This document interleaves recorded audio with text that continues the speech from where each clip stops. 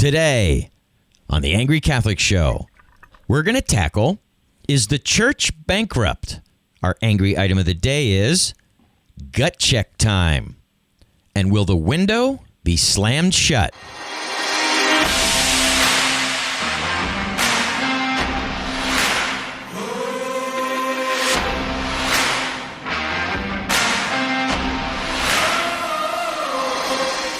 Welcome. You're listening to The Angry Catholic Show. I'm Paul the Angry Catholic with my wife Chris and Richard Winman. Back in 2002, we were all told by the bishops that they were going to fix the abuse problem in the church. Well, in 2013, a priest our family was close with was arrested in a car with a 15-year-old boy. Last year, Ed Locke, the music director for St. Nicholas Parish in Wilkes-Barre, Pennsylvania, was caught on video and text luring what he thought was a 15-year-old boy to his house at midnight. And our bishop never told the parishioners why he was removed from ministry. Last October, Father Lockney, who was the first seminarian Bishop Bambera ever ordained to the priesthood, was arrested for luring two minor boys to his house. Other than a general statement from the diocese, crickets. But the bishops continue to assure us that they have taken care of the problem. And yet, none of the bishops are investigating how this happened and continues to happen. Today, sexual abuse survivors are being re-abused by diocesan authorities who ignore and stonewall those seeking justice. If Catholics don't speak up and get involved, the message from a few can continue to be ignored by the bishops. So here we go. So I first want to thank Richard Winman for joining us today. Hey, thank you for having me on the show. I really appreciate it. Now, for those of you that don't remember, Richard Winman is the co-founder, president, media spokesperson for SCSA. And the primary purpose for the SCSA is to advocate for and support victims and survivors of child sexual abuse. And you can find Richard Winman at scsaorg.org. Now, to get us started, Richard, if you could help us through this, we're going to talk today about bankruptcy in the Diocese of New Orleans. So if you could share with us what's going on there now with this bankruptcy proceeding and how survivors basically are getting the short end of the stick here. Well, as you know, everything in court is protracted. I mean, it just takes a while. Bankruptcies are incredibly complex. It takes years. They filed for bankruptcy a couple of years ago. The deadline for people to come forward has already passed, so the number is going to stay around 300, I believe. They had 50-plus cases in civil court in New Orleans. There was a lot of depositions, a lot of attorney work product. They were trying to depose the archbishop, and the archbishop would not attend. He always had an excuse, COVID or the weather or it's Mardi Gras. He just didn't show up for deposition. So the court finally compelled him to attend the deposition. And when that happened, shortly thereafter, they filed bankruptcy. And the result of the bankruptcy is that all of those cases were moved to federal court, all 50 of them, or more than 50, and that the depositions were sealed. And that's problematic because in depositions, there's admissions. I mean, give you an example, priest Monsignor Lawrence Hecker, he admitted in the deposition that he slept with the children. He admitted to taking them out of state. And there's probably almost 20 Federal Mann Act violations there because he took the children out of state. And so this guy is living very, very, very comfortably. He lives in uptown New Orleans in a very, very nice condominium. And he's a criminal. He's a pedophile. And because the bankruptcy sealed the deposition, that's just one example of miscarriage of justice. Why would they seal the deposition? What's the legal reasoning for that? Well, I don't know what the legal reason is, but I can tell you this. The Boy Scouts bankruptcy isn't sealed. There's nothing sealed in that bankruptcy. I'll go out on a limb and just say that everything in New Orleans is corrupt a little bit. So we have Gail Benson connected to federal Judge Zaney, connected to the Archbishop. And, there's just a little circle of bad stuff going on. I don't believe that the deposition should be sealed at all. And it's just a tragedy that's what's happened. This has really affected survivors. because, justice is at a halt right now. And if you ask any victim or survivor of childhood sex abuse, the one thing they want more than anything is justice. So it's very, very frustrating and actually re-traumatizing for some of them. Sure. And it's important to note that these cases that have come before the Archdiocese of New Orleans, like so many other dioceses, these survivors, they're not looking for a windfall of cash. The church has put them in a position, and the church started this, where their only means of seeking any justice and, frankly, any answers as to how this abuse happened to them, the only way you can seem to have any of that even start to come out is if you're utilizing the justice system. So here you have people who have cases before the Archdiocese of New Orleans who haven't received apologies, haven't just been able to be brought in and told the whole story, shown the files, explained how we let this happen to you. So they have these cases now, and New Orleans has declared bankruptcy, and basically, exactly, it puts it on hold. And it also just keeps all the secrets buried, all the people out there who've kept the secrets, who've enabled. It's all buried, right? Still. Yeah, I think that it was a litigation tactic, so the Archbishop wouldn't have to testify. Further sealing the depositions, concealment of crimes, that's awful. There's statute of limitations still on the criminal side. But we still have instances where aggravated rape in Louisiana doesn't have a statute of limitation, and we can't get the New Orleans Police Department to just, take care of these guys. And what's the word I'm looking for? We can't depend on them to prosecute or investigate these guys. So it's very, very frustrating for a victim and survivor. Do you think part of this is because we've seen this ourselves?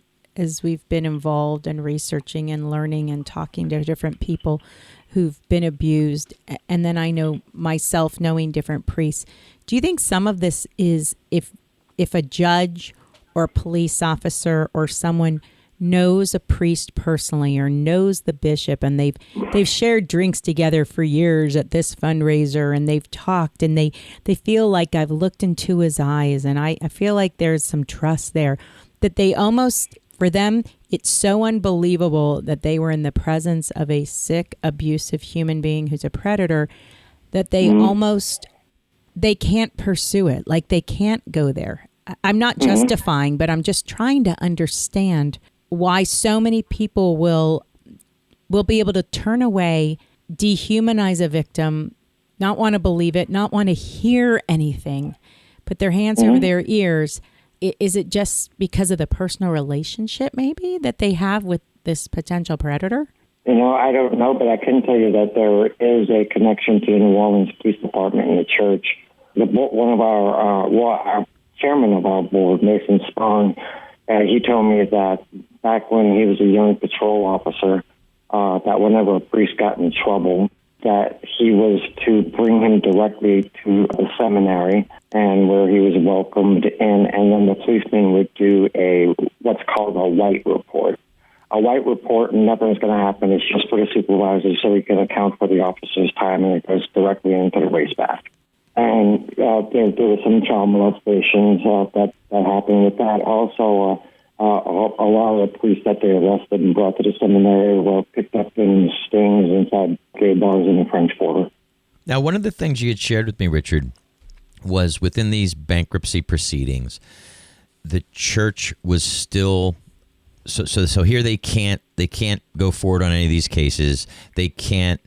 The survivors no longer can seek justice, and there's nothing going on there. That's pretty much a dead end. But the church is still allowed to pay these credibly accused priests. Is that correct? That is not correct. So a motion was filed early in the bankruptcy to stop the Archdiocese from paying, because they're bankrupt, of course, from paying priests that are on the credibly accused list. And that's been enforced for, over a year now. Last week, the church filed to remove that restriction. So basically, they want to pay the pedophile priest, and they don't want to pay the victims and survivors. which is, every time something like this hits the news or we find out about it, it's a big hit to the survivor community, We would love more than anything, because we do a lot of media and stuff. We would love to report on something that the church did right. We'd love to do that, and we will do it when they do something right. But, all of these maneuvers and all of this is just, it wreaks havoc on the psyche of a survivor and a victim.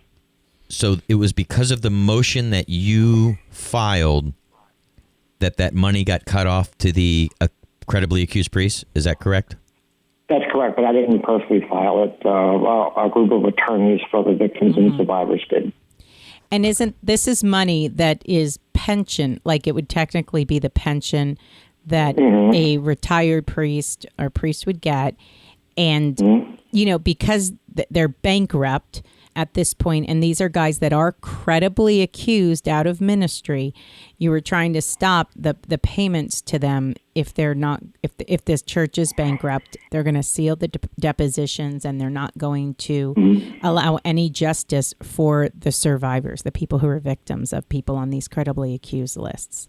So, and the church wanted to keep paying their pension and be able to do that. Yes, that's exactly right.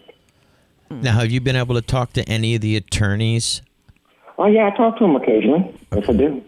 And have they shared anything as far as why the diocese and the way the diocese is fighting this? No, not really. When this motion was filed the other day, I talked to the attorney, and he was just flabbergasted that they would even try to pay a pedophile priest. This is my own personal feeling, is if you'd like to engage in charity and give people some money for their basic needs, then that can be done out of your own pocket, right? Like the bishop can do that out of his own pocket. All his brother priests who look the other way can do that out of their own pocket, right? Why would you take... They could, yeah.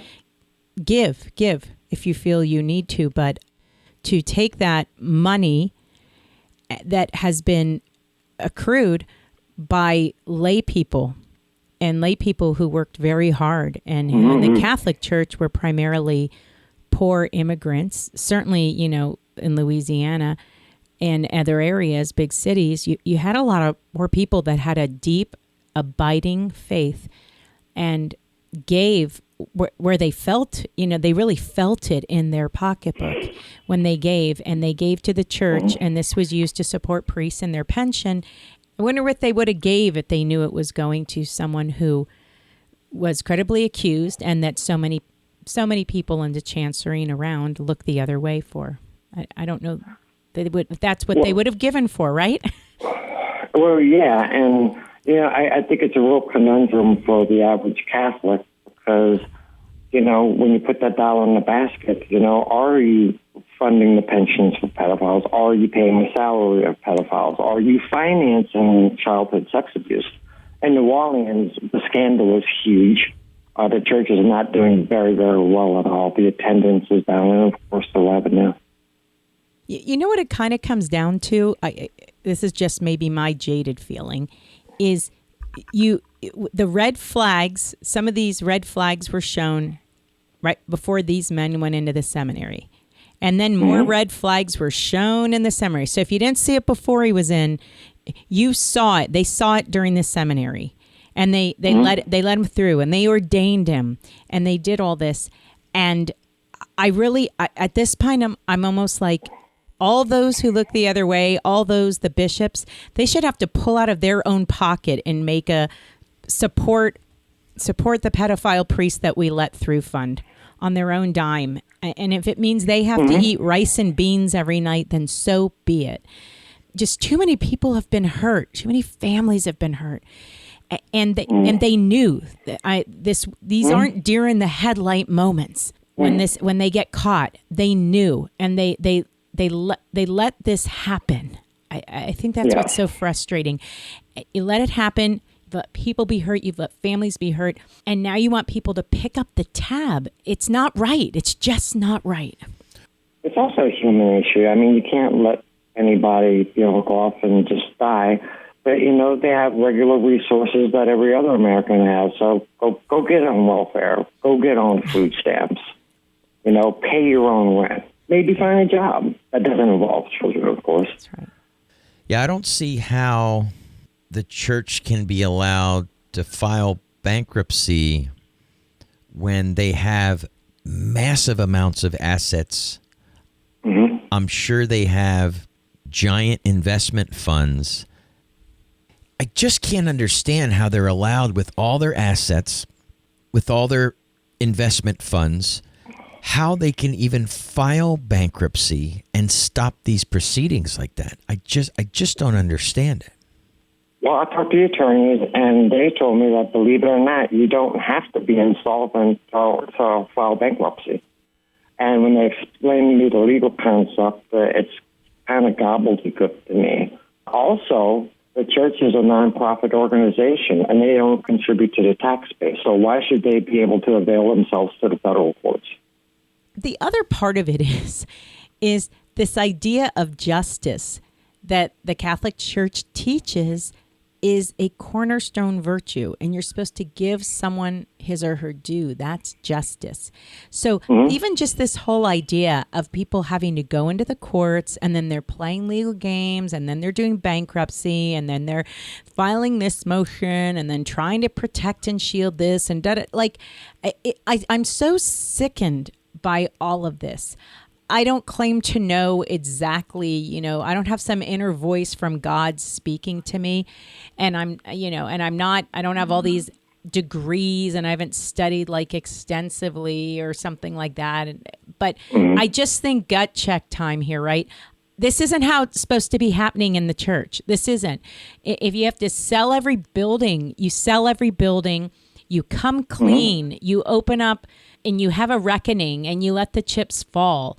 And you show people what real justice is, what real truth is, what real authenticity is, and what your belief in God, how he exists, because we're seeing such an awesome, honest, authentic action. And I'm sickened by this. I'm sickened by the legal gymnastics and games. And then they're like, well, I consulted my attorney. Give me a break. Try telling that to St. Peter at the day of judgment. I'm going to go talk to God about my attorney, Peter. I'm just tired of it.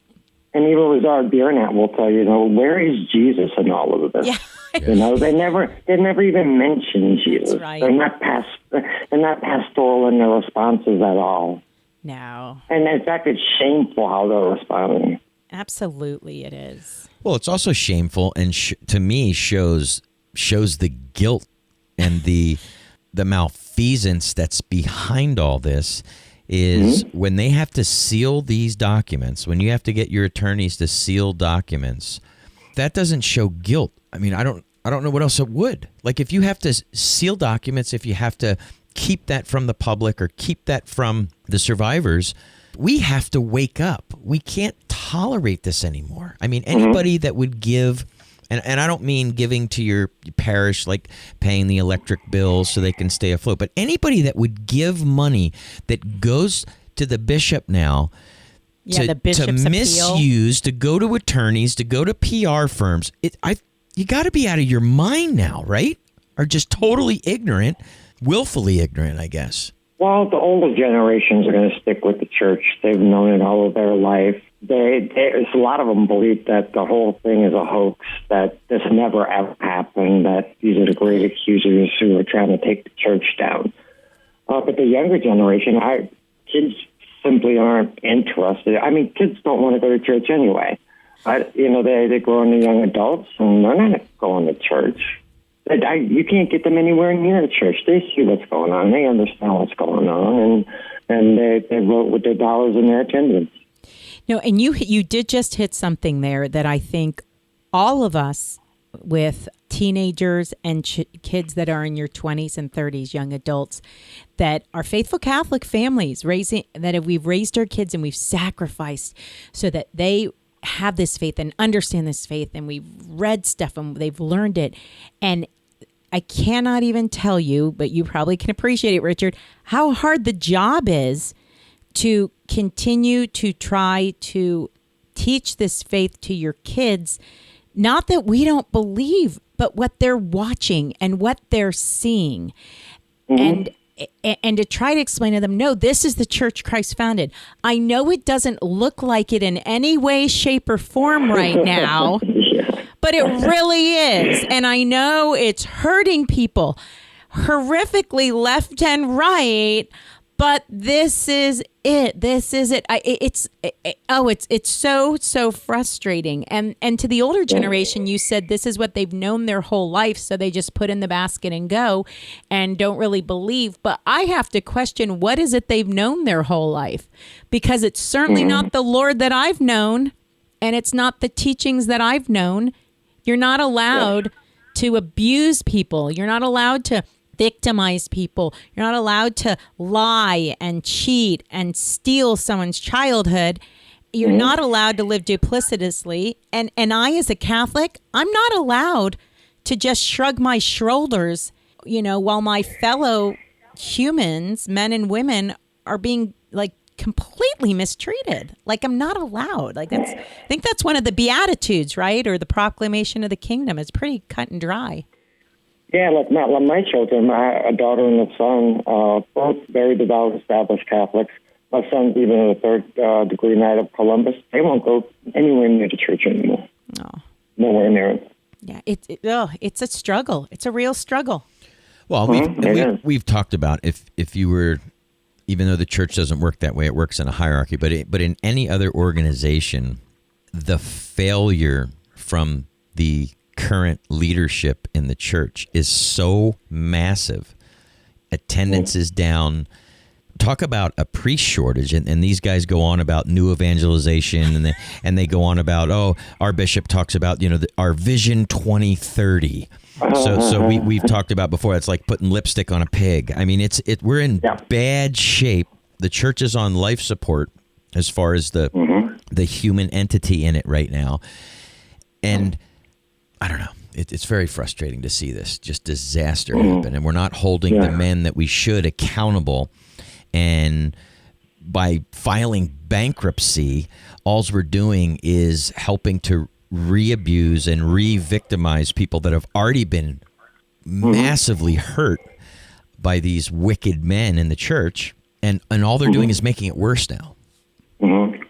Yeah, I understand. It's very frustrating to me as well. I mean, I'm one of the few survivors that still keep my faith, and it's just, I won't go into church either. We hold a virtual mass with Father Lazard on Sundays. It's a Zoom call, basically, and that's how I worship now, because I can't go back in the building either. It's being made harder than it needs to be, that's for sure. The practice of our faith, it's being made much harder than it needs to be. And it's hurting people, and it shouldn't be hurting people. I think at the end of the day, we as lay Catholics need to, at the very least, not give a dime to our church until they stop giving their money to attorneys. You can listen to us on KCRD-FM, iTunes, iHeartRadio, Podbean, Google Play, and Spotify, and find us, as always, at theangrycatholic.com. Send us an email to mail@theangrycatholic.com. Don't go anywhere. We'll be right back.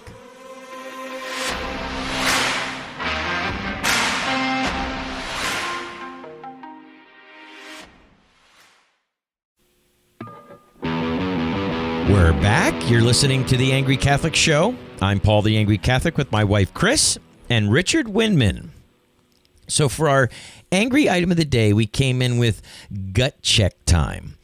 And Richard, I went on the www.uscaorg.org, and I went to your blog page, and one that just stuck out to me, it was an article from NOLA.com. And the guy that wrote it was Raymond Antonio Vargas. And the title of it was Author Blake Bailey Accused of Abusing Ex-Lusher Students, Trust for Sex, Denies Illegal Conduct.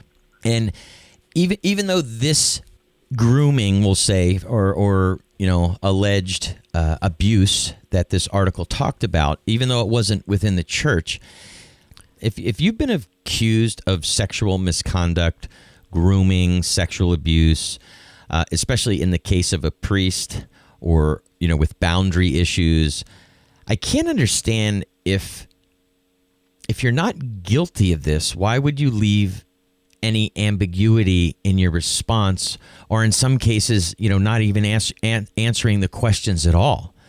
And does this allow both parties involved to degrade each other while the leadership or the hierarchy or the people in charge get let off the hook for any part that they might have played?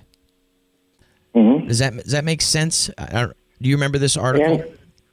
I do remember the article. Well, they're not going to give us the facts. They're going to try to conceal everything. And the church is really big on, this happens in schools as well, and it does. But the difference is those guys get locked up and priests don't. Yeah. And it's really heartbreaking to see. I mean, if you're a gym teacher or a doctor or a teacher or just anywhere you have access to kids, if you molest the kids, you go directly to jail, period. But not the Catholic Church. And why is that?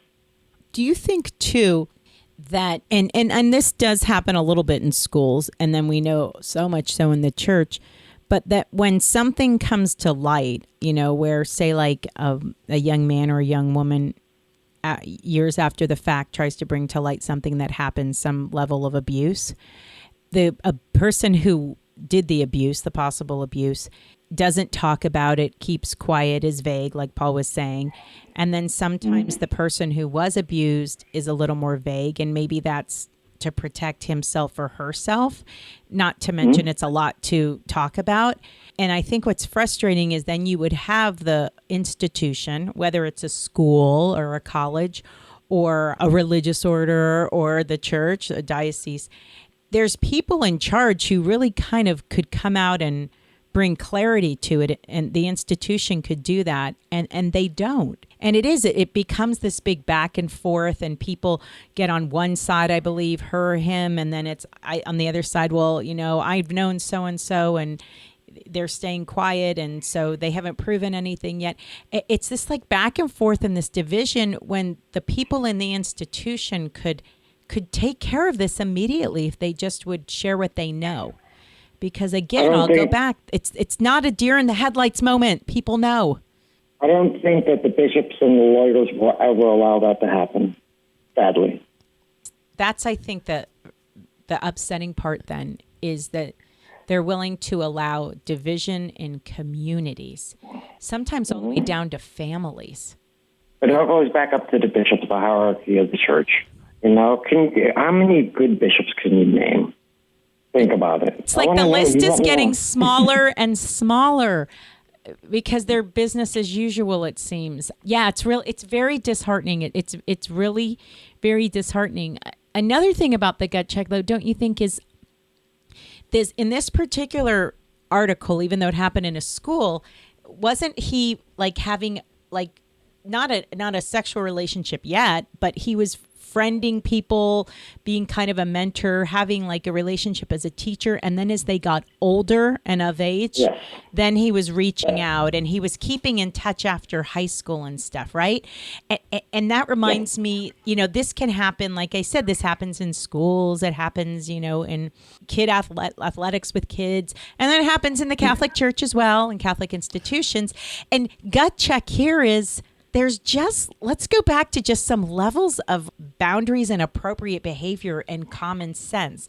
My husband's 51. Do you need to reach out and befriend a girl that you, I don't know, coach soccer for years ago or something? It's just not. I don't know. I used to run the cadet program for the Air Force here in Fort Worth.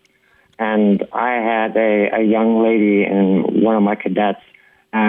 She went on to become Miss Puerto Rico and competed in a Miss USA pageant.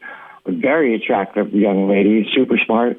We see each other on Facebook and talk just because we have a shared history, but that's it. I'm married to my wife. I love my wife. Is it appropriate to stay in contact with your students? I don't know, but I know it's evil and despicable to groom them for when they turn 18. Yeah. But don't you think obviously, I'm not saying you drop every kid you've ever known or something, because we both have that. I tutor kids. In the month of June, it's like the social calendar is ridiculous because we're invited to all these grad parties because we've known these kids for so long and we've helped them or in different ways. But well, as an example here, though, this guy, we know what's appropriate and what's not. What did he do? In the article, this guy, Bailey, he would continue after high school to check in on these girls' love lives. That's what it says right in the article. And he would ask them questions like, in regard to their virginity, have you punched your V card yet? I don't have that discussion with my former cadet. Yeah. There's lines. But even in the church, I think we're starting to realize, I hope we're realizing, I say we're starting to realize, maybe I'm realizing, like even just something simple as a priest that you're going to confession to, you don't need to have him as your family friend or your boss or a spiritual advisor or someone who's keeping in touch with you constantly. Like there's a line drawn because you're sharing something personal. You could easily be manipulated, I guess is my point. And there should just be some basic lines there and some basic boundaries. And even for spiritual advisement and direction, I'm getting to the point, I'll put it out there, that I think for young women, find a nun. I'm not really even comfy with a priest being a spiritual advisor or counselor to a young woman. I just think it's just not a good situation, right? And I think most of those people out there that would do that are probably really wonderful, but I just don't think a man, even with a collar or not, needs to be this super personal mentor to a young teenage girl or a girl in her early 20s. I don't know. Like it's time to have boundaries back. Yes, absolutely. By not getting these answers, like some of these questions that we've been asking here, we are giving, literally, we're giving the hierarchy, especially in the church's case, we're giving these guys a get out of jail free card because they never have to deal with anything on their level. They're watching this sport being played by the peasants. Yeah, they're not having to address it. They're not having to answer questions. They're getting to sit back. And again, I think it's the worst is it's happening in the church.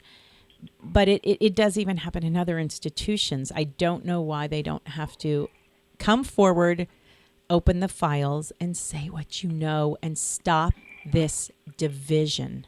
Stop the division. If you're concerned about these issues, it's very important for us to share this information. Chris and I, along with a group of supporters, publish this show and want to ask for your help by sharing it. Email it, post it on social media, text it, or just tell somebody. You can be sure if you don't, then nothing will change. Don't go anywhere. We'll be right back.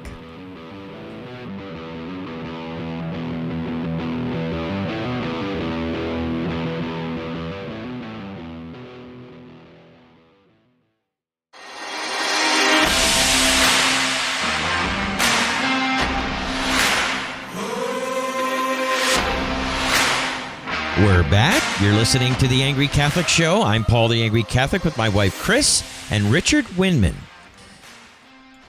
Now for our final segment, we came in with, will the window be slammed shut? So Richard, I'm going to go right to you on this one to kind of get us started because there was a new statute of limitations law was upheld by an appeal court, and you think it is going to go or possibly go to the Supreme Court. Probably so, because I don't see the church backing off of it, to be honest with you. So you want to start at the beginning with this? Yeah, what is the statute of limitation laws that you guys were able to pass in Louisiana and kind of reform? So survivors, attorneys got together. We got the statute of limitations completely eliminated in Louisiana for child sex crimes. When I testified before the House committee, there was a priest there, and you file cards, a red card or a green card in support or a red card of opposition. And whether you testified or not, and they tally all of these cards. Everybody in the place signed a green card in support. The only entity a priest was there, and he filed a red card on the behalf of Louisiana Council of Bishops. And so they were the only opposition to this bill. Even the insurance lobby, who would have to pay these claims, didn't interfere with the bill. And so the governor wound up signing it into law, and upon signing it into law, Archbishop Amen of the Archdiocese of New Orleans said publicly, as a church, we remain committed to doing all that we can for the healing of survivors of abuse. This legislation allows those abused not only in churches and schools, but in their families, playgrounds, and workplaces, youth organizations, and other public businesses where children and teenagers should be safe to pursue their claims in court regardless of when they occurred. So it sounds like Archbishop Amen is in support of the bill, but he's not. The Council of Bishops for Louisiana opposed it originally. Is it okay for him to change his mind? Maybe once, but twice? The church is arguing the constitutionality of the new law. So he's changed his mind again. Now he's back and opposing it again. And there's a couple of key cases. One of my cases is also key in it, too. But these cases are, matriculating through court. They're saying prescription, that the new law is unconstitutional. And it has gone all the way up to the appeals court in Louisiana now. And the appeals court upheld the state law. And by the way, the statute of limitations was unanimously passed by the House and the Senate. So it is the law of the land. It is constitutional. And do you know what they were saying that was unconstitutional? What part of the statute of limitations law was? No, so I don't. Well, the idea of statute of limitations, the broad idea of it, is one in which there is a time when you said, like, you commit a crime when you're 18, theft, and you're not caught, that you can't suddenly, when you're 40, be brought up on charges. And I think it's designed this Western idea of people being able to start anew, being able to reinvent yourself in a good way and reform. And all of that's wonderful. Except in this case, when you're talking about child sexual abuse, first, you have people who are being abused at such a young age that to put such a burden on them to report it so soon after the abuse happened, when it's something so difficult, I can imagine, to come to grips with. And it normally, when the abuse happens, it's by someone who's very close, who has groomed your family, who's in your family, so it's a lot to unpack, and it's not going to happen 7 years after your abuse.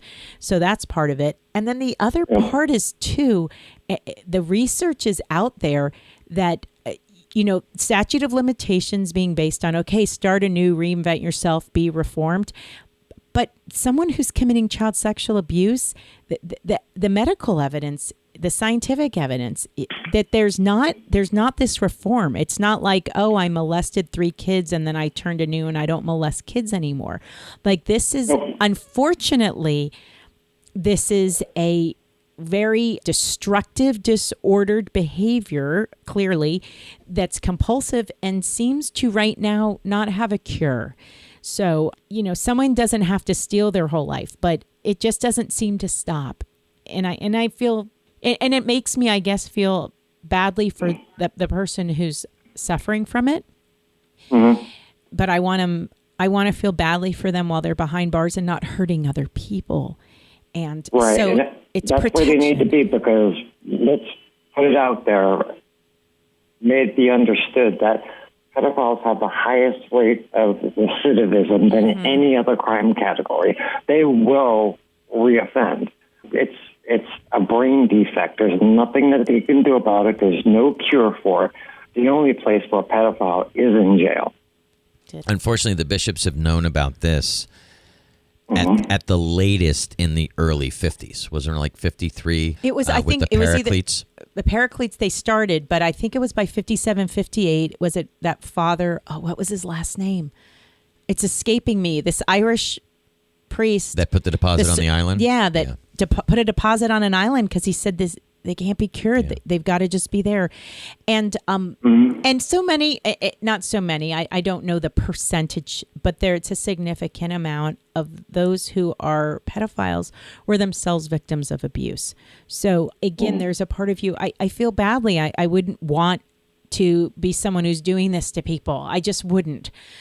But at the same time, people have to be protected, and the manipulation and the narcissism and the wickedness that goes along with this is pretty alarming, and it can't be enabled, and people have to be protected from it. It's plain and simple. So in the case, definitely child sexual abuse, statute of limitations, even for the criminal cases, there needs to not be one.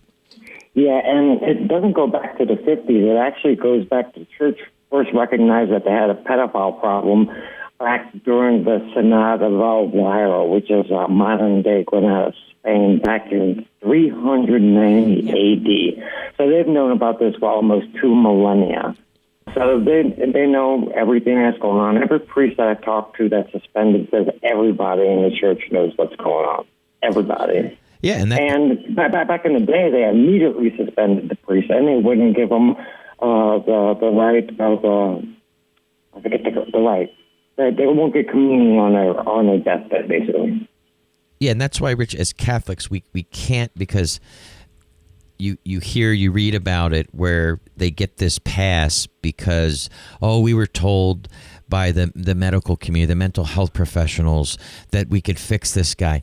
They knew since the 50s, they've known about this problem, and we can't let them skate on that. We cannot give them a pass for that. That does not fly anymore now that we have uncovered what we know now. Yeah, the founder of the Servants of the Paraclete, he warned and explained in the 60s to the bishops that this problem that he saw, and the fact that exactly there wasn't enough therapy to take care of this. There's not these deer in the headlight moments. It was Father Gerald Fitzgerald. That's who it is. Okay.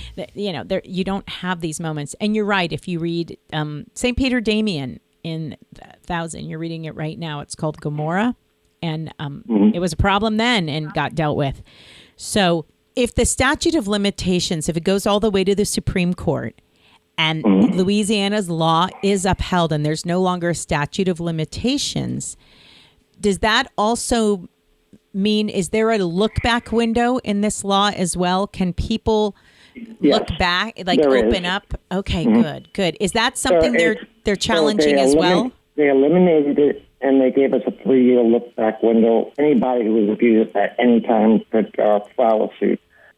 So, we got more than we asked for. We only asked on the rape of statute of limitations for 35 years, and they were so compelled by the victim and survivors' testimonies that they completely eliminated it. And they gave us a 3-year look-back window. We're coming up on the 1-year anniversary of that, so if you're listening and you have a case in Louisiana, you have 2 more years. And Richard, is any of this criminal, or is it all just civil? It's all civil. Yeah. It's all civil, and that's the next thing we're going to try to do is address the criminal law. So it's not criminal yet. This is just for civil. So there is still a statute of limitations for criminal. Yes. Okay. Do you know then what it is for child offhand? I know. Well, the big one is if it's oral sex. Well, if it's a child, Louisiana has a Napoleonic code. The rest of the United States has what's called English common law. But we have a totally different court system in Louisiana. It goes back to Napoleonic code, they call it. Sure. If a child is abused right now, criminally, what's the statute of limitations for that crime? How long do they have to report it? So it's different for different crimes, and it's really convoluted and dirty, and there's conflicting statutes. The one that's the most effective for us is Louisiana aggravated rape statute. And that's aggravated rape is not only for adults, but children under 13 years old. If they were in any way oral sex, penetration, anything like that, that's aggravated rape if the kid is 13 or under. So, you got laws that say kids are like kids 13 and under, you got laws that say 17 and under, 18 and under. There's like 10 criminal statutes for sex abuse against children in Louisiana, and they're not very, very consistent. So if you're a kid and you got raped at 14, too bad.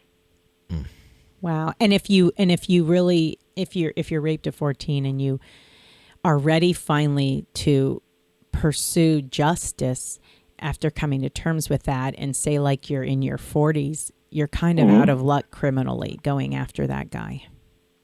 No, the aggravated rape statute doesn't have a statute of limitations. Okay. That's the only criminal law that doesn't. Okay. So it doesn't have that. Because I know like in other states, unfortunately, there's... Because I don't. One big thing that I don't see that obviously changing quickly, but I think would have the most impact is if we could change the statute of limitations on the criminal end. Because I've said it over and over and over, is we're not going to see change until they start locking these guys up. And I'm not even talking about the actual predator themselves, even though they need to be locked up. But I'm talking about the bishop, the vicar, the monsignor, the staffer, the chancery staffer, because of their negligence in reporting these things and helping to cover these crimes up. That's when we're going to see real change, when you start locking these people up. Yeah. It's not only criminal activity, but in Louisiana, the mandatory reporter law is that, when you see a child being abused, you have to report it. But there's an exemption for the law. The only organization that is exempt from the mandatory reporter law is the church. But they're the ones that are raping the kids. You know what? And they try to get the exemption in certain states because they argue that it's going to break the seal of confession. But there's a thing called internal form and then external form. And internal form is what's told in the confessional doesn't leave the confessional. But anything out of the confessional through in counseling, spiritual counseling, you name it, outside of the confession is external form. And you have to report that. You should have to report that. That's not breaking the seal of confession. It's just not. This is not. There's a nice hard line, and it's right there in canon law, this hard line. And it shouldn't be exploited, and it certainly shouldn't be exploited by the church as a means of protecting people. I don't understand it. I really don't. I don't understand why this is such a hard thing to do, because it seems pretty easy to me. Doesn't it seem easy?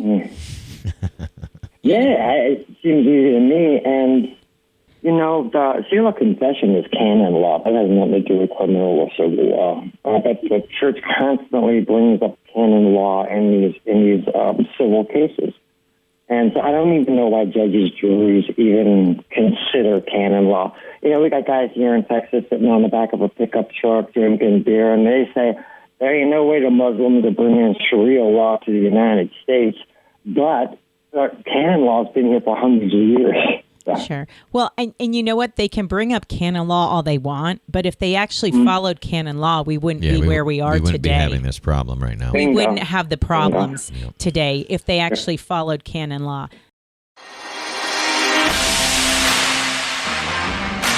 Thank you for listening to The Angry Catholic Show. Send us an email to mail@theangrycatholic.com. Don't forget to share this show any way you can. I want to thank all the listeners who sent emails this week. Thank you, Chris. And a special thanks to Richard Windman, who you can find at www.scsaorg.org. Stay active, stay alert, and stay angry.